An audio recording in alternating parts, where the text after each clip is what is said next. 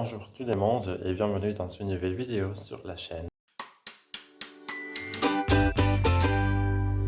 Aujourd'hui, j'aimerais vous parler des Sémés dans la grande ville de l'auteur sud-coréen Sang Joong-park. Il s'agit de son deuxième ouvrage, publié en 2024 en français par La Croisée, un label du groupe Delcourt. Je m'excuse d'avance parce que je risque d'écorcher certains de ces noms en coréen. Le roman a remporté un grand succès en Corée, mais il a aussi cartonné dans le monde entier, au point d'inspirer non pas une, mais deux adaptations. Mais on en parlera plus tard. Accrochez-vous bien et préparez-vous, car je vous préviens, il y a des spoilers. Le roman est sorti en 2019. L'on suit la vie de Park Jung de ses débuts dans la vingtaine jusqu'à ses 30 ans. Jung est le narrateur des 4 textes parties qui forment le livre. L'intrigue n'est pas entièrement linéaire avec quelques allers-retours dans les temps.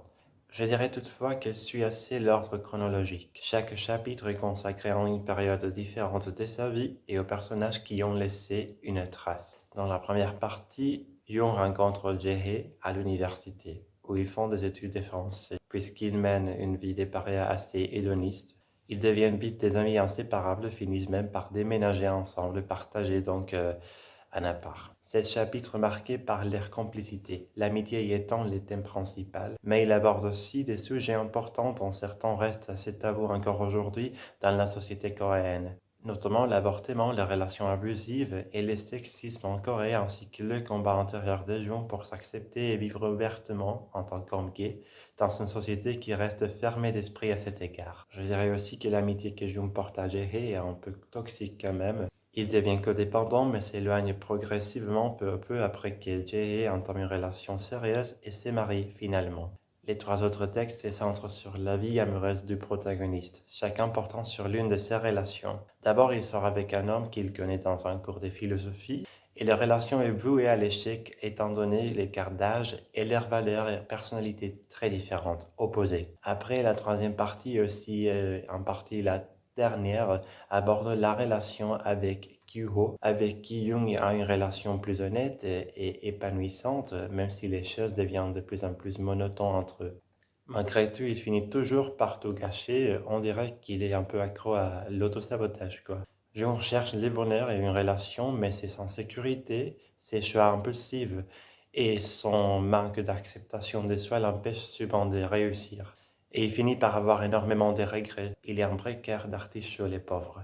Mais il tourne en rond tout le temps. Au fil du roman, on a le sentiment qu'il est laissé pour compte.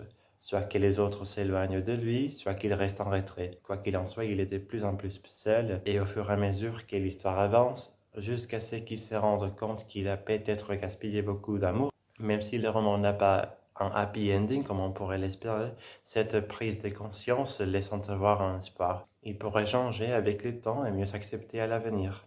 Je comprends pourquoi les romans ont captivé tant de lecteurs. Grâce à son ton moderne et réaliste et à sa représentation poignante et sincère de la vie des gens en Corée, en particulier des personnes queer, ces livres ont véritablement changé la donnée. J'ai oublié de mentionner aussi que le livre s'inspire des propres expériences de l'auteur et de celles de ses amis. Il a notamment été étudiant en français et a ensuite poursuivi une carrière littéraire.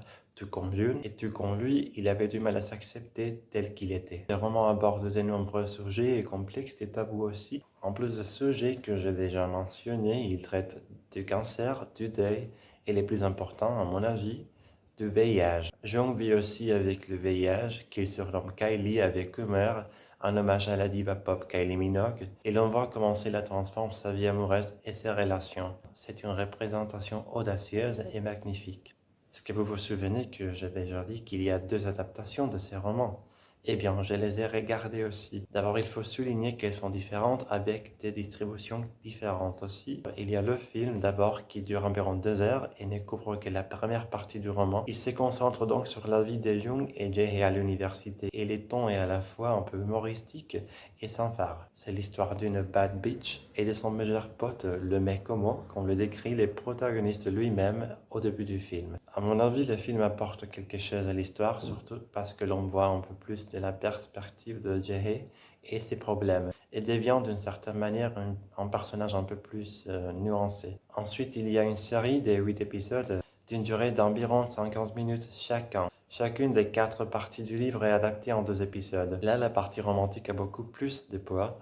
Et les adaptations, il faut le dire, sont toutes les deux presque parfaites, très bien faites et très fidèles par rapport au roman. 10 sur 10 là-dessus. Dans la série, on peut même écouter les chansons de T-ara, un groupe K-pop que Jung et ses amis adorent. J'avoue que je me suis même senti tenté de faire mes petites recherches et j'ai même fini par écouter Sexy Love en boucle. C'était plus fort que moi.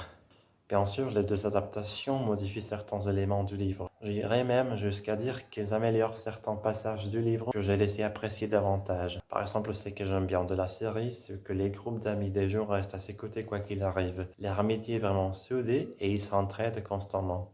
Tandis que dans le livre, je trouve que leur relation est beaucoup plus superficielle et qu'ils ne veulent de lui que lorsqu'il s'agit de faire la fête et s'amuser. Quoi qu'il en soit, je vous recommande de jeter un coup d'œil au bouquin ou même de regarder au moins une des adaptations. Si vous avez lu les romans ou maté les films ou la série, n'hésitez pas à partager votre avis dans les commentaires. C'est tout pour l'instant, j'espère que cette critique vous aura plu et on se retrouve très bientôt pour une nouvelle vidéo.